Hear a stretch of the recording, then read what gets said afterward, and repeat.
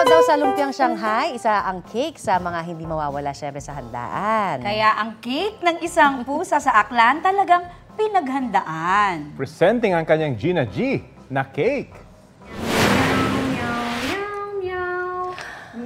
Ay, Gigi nga, as in galunggong ang nagsilbing cake ng pusang si Choco sa kanyang 4th birthday. Paborito raw kasi ng Meow Del Cat ang galunggong, kaya extra special ang cake with matching candle pa yan, ha? Pagkatapos ng kantahan, nilantakan na ni Choco ang kanyang cake.